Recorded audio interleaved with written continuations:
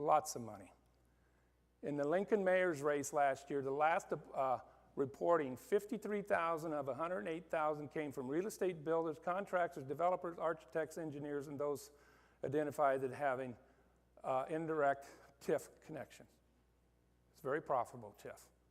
Omaha, approximately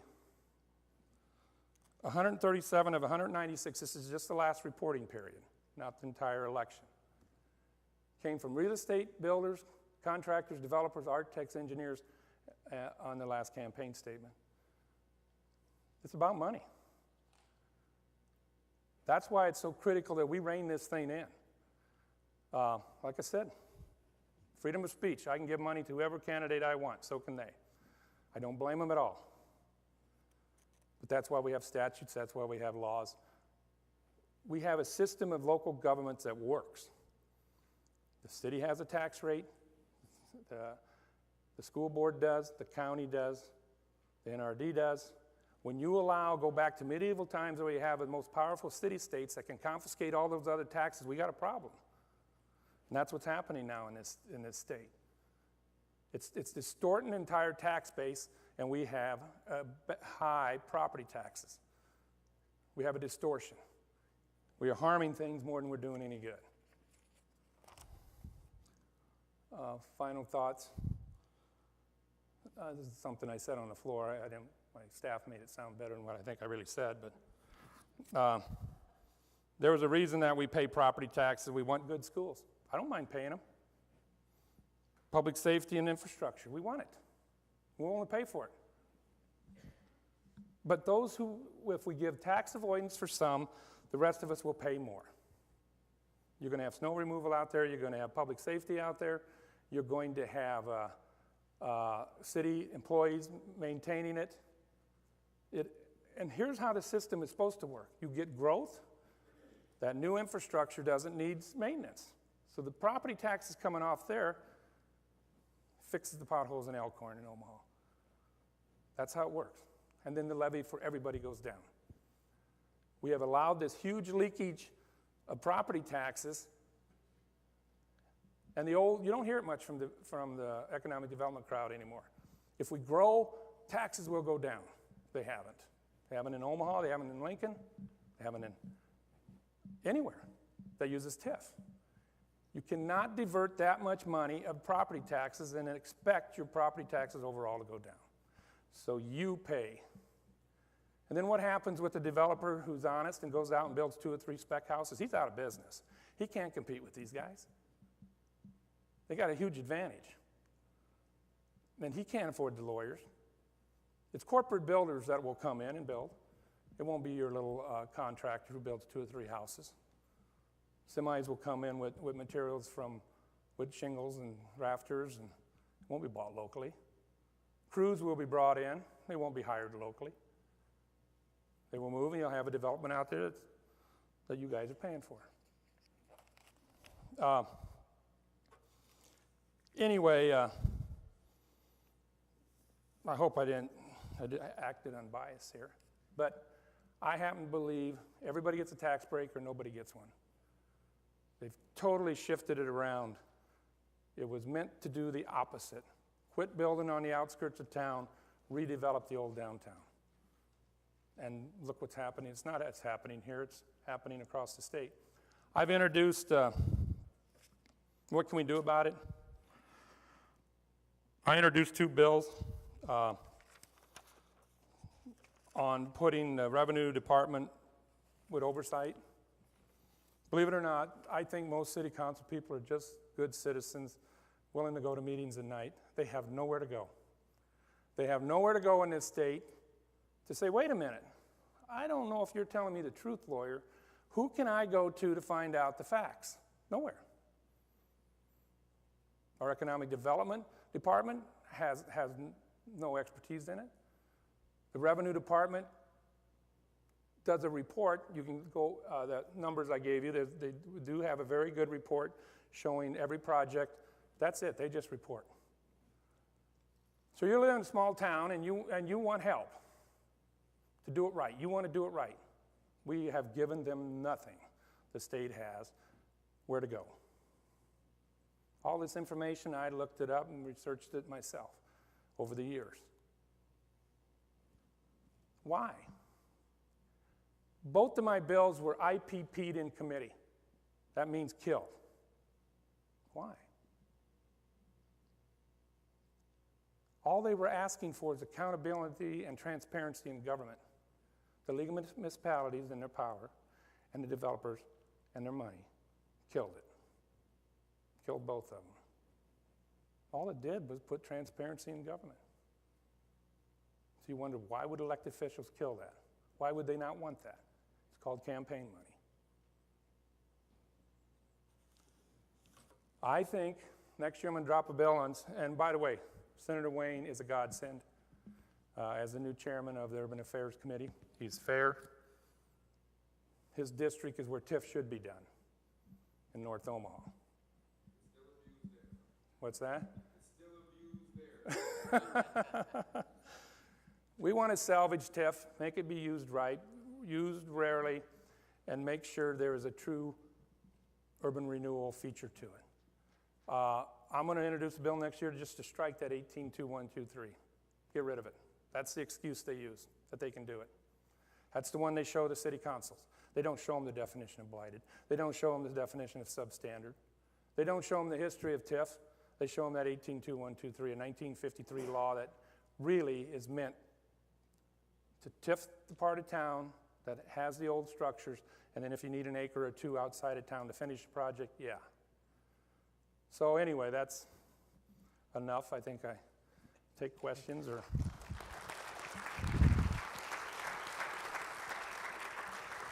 Well, thanks. I'll just start off with the first question, Senator Groene. I know the state of California used to have TIF. In fact, they invented TIF, from my understanding, in the 50s, and it just got to be so out of control, and the state was running so short on money trying to backfill all these TIF districts with state aid that they discontinued TIF in its form.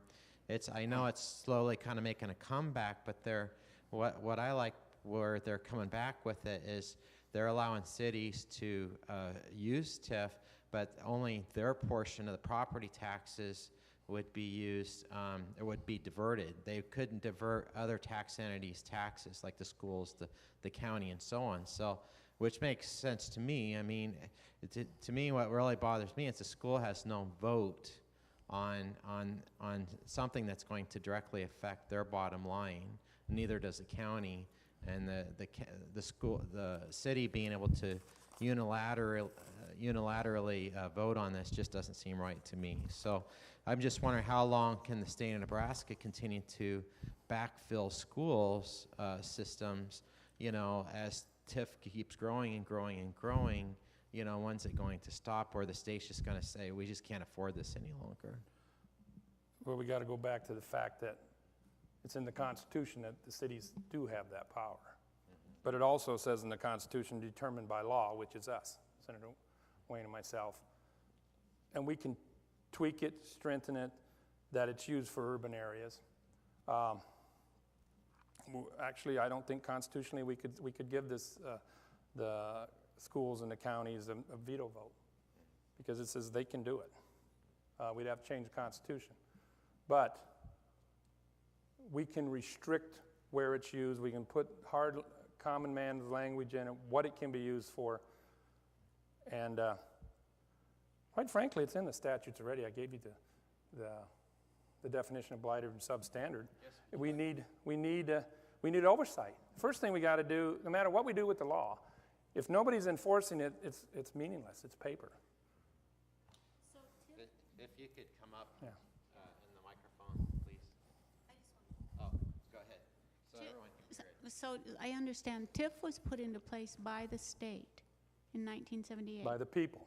By the people of the state. A constitutional amendment. Okay, but at that same time, nothing was put into place to govern it. That's what you're saying. The cities were their own enforcer. Oh, what level at what level in the city then? City council. City council.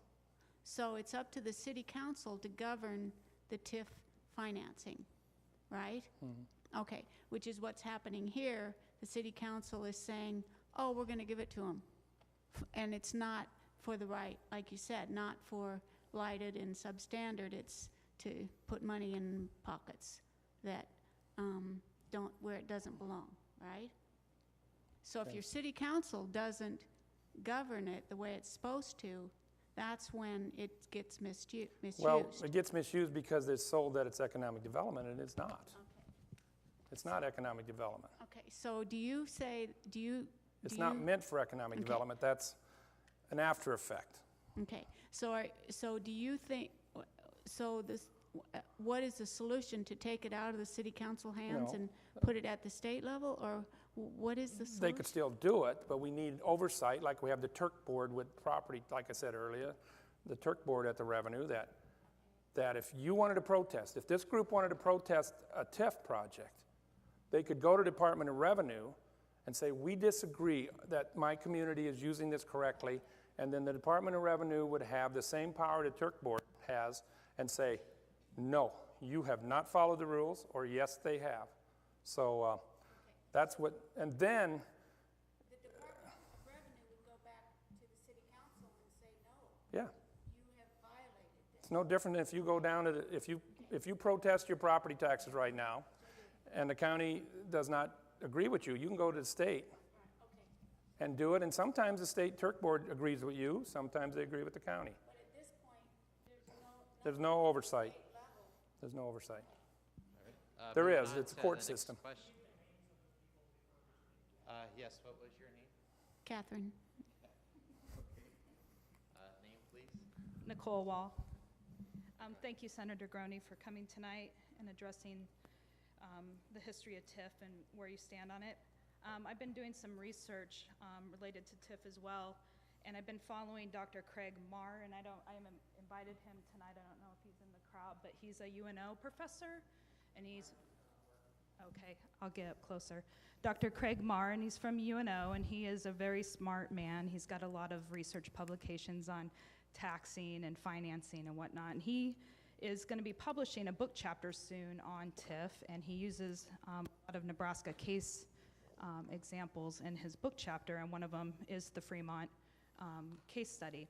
But in his paper, which is well researched, he says that based on his research, the practice for successful TIF projects is often based on a premise that there's a consensus among stakeholders, including the public, interest groups, and other taxing authorities. Like Bob said, school districts. In other words, active stakeholder participation in the process of TIF financing can lead to minimized conflict of interest, thereby assuring maximized potential benefits. How to manage potential risk of TIF financing is also important because TIF is basically a debt financing tool. When a TIF project is supported by general obligation bonds, for example, local governments and the taxpayers will admit a relatively higher risk because they're responsible for retiring the bonds regardless of the project's success or failure. Conversely, if revenue bonds are used to fund a project, local governments can lower the potential risks at a cost of higher interest rates. Do you have a question? Yes, I am getting to it. For a successful TIF project, the careful selection between different risk management options should be made, and it has to be dependent on project characteristics and local fiscal economic development goals. So my question is, and I don't think we have anyone from the city council, although we have Teresa here, who is our clerk, and she comes to everything. Okay, she does our water billing. I don't think it's been clear in this whole process. I don't think it's been stakeholder driven necessarily. We certainly don't have the school on board. We don't have transparency to the county. That's a flaw. Also, I don't really know what kind of bonds are being used. When you read this research paper, it says that a city council or whatever authority that's issuing TIF should be well aware of the types of bonds that they're issuing, and it should be low risk to our community. So we're still looking for answers, and it seems like we don't get them. We read the redevelopment plan. It's very minimal. They say we should accept the redevelopment plan because of the comprehensive plan. Well, there wasn't a lot of input that went into the comprehensive plan, public input either. So I feel like this is kind of being rushed, and I would like your thoughts on how to maybe slow it down if we can. where there's a whole raft of public hearings they're supposed to have, and I would assume most of them do revenue bonds because they are revenue from the property taxes generated. Originally, I think the idea was to do municipal bonds. They're not municipal bonds. And if they did, they'd be a lot less interest paid because they're non-taxable. They are just regular bonds. And like I said, if you read the original intent, the idea was this. If you read the Constitution Amendment, it's pretty clear the city should hold the bond, and they should receive when a TIF person pays their taxes, the treasurer sends it to the city, and then the city sends it to the bondholder. The original intent was the city would have municipal bonds, and then they would make the payments on their municipal bonds. It'd be a lot less costly because you can get municipal bonds for 3-4% because they're untaxable. But basically, the cities have washed their hands and said, economic development, take it.